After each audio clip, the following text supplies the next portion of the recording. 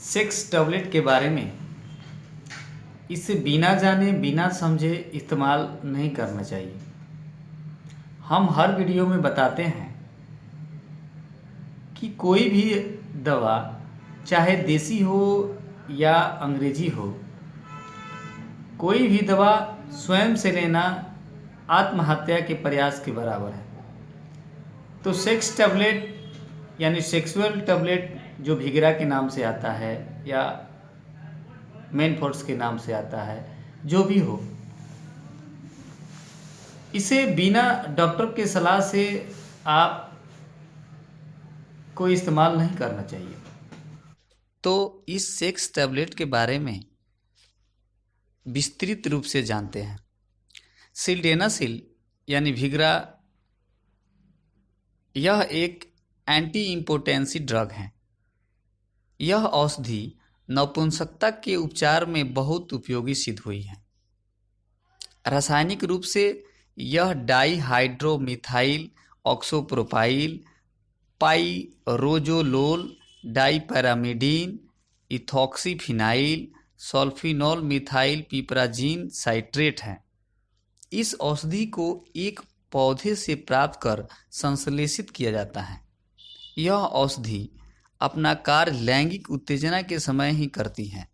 सामान्यतः पुरुष में लैंगिक उत्तेजना के समय कार्पस कैवर्नोसम में नाइट्रिक ऑक्साइड यानी NO2O2 को NO बोलते हैं, मुक्त होती हैं। इसमें वहाँ NO का स्तर काफ़ी बढ़ जाता है। NO की बढ़ी हुई मात्रा वहीं पर एक एंजाइम वानिलेट साइक्लेज जो क्रियाशील कर देती हैं, जो साइक्लिक गुआनोसिल मोनोफॉस्फेट के स्तर को बढ़ा देता है। साइक्लिक गुआनोसिल मोनोफॉस्फेट का बढ़ा हुआ स्तर कार्पस कैवर्नोसम में आरेखित पेशियों को शिथिल कर देता है, जिससे शीशन में रक्त प्रवाह बढ़ जाता है, जो समागम के लिए बिल्कुल उपयुक्त होता है। अब इनका उपयोग के बारे में इनका उपयोग शीशन की शिथिलता के कारण होने वाले नपुंसकता में किया जाता है। अब जानते हैं कि किन व्यक्ति को सिल्डेनासिल यानी सेक्स टैबलेट यानी विग्रा की दवा नहीं लेनी चाहिए। जिन व्यक्ति को आंखों में प्रॉब्लम हो तो नेत्र विकारों में औषधि प्रयोग नहीं करना चाहिए। जिन रोगियों को 6 माह के अंदर हार्ट अटैक हुआ हो, उन्हें औषधि सावधानी से दें। अल्सर के रोगियों में leukaemia, sickle cell anaemia, multiples myeloma के रोगियों को औषधि देने में सावधानी रखें। जिन व्यक्ति का यकृत व वृक्क विकार, हार्ट या किडनी का प्रॉब्लम हो तो इसका इस्तेमाल सावधानी पूर्वक करें। अब जानते हैं कि इन्हें किन किन मेडिसिन के साथ नहीं लेना चाहिए। तो जिन व्यक्ति को टीबी का दवा चल रहा हो और पेनिस सुचारू रूप से काम नहीं कर रहा हो, तो लोग समझते हैं कि चलो सेक्स टैबलेट का इस्तेमाल कर लेते हैं, तो ऐसा करने खतरा हो सकता है।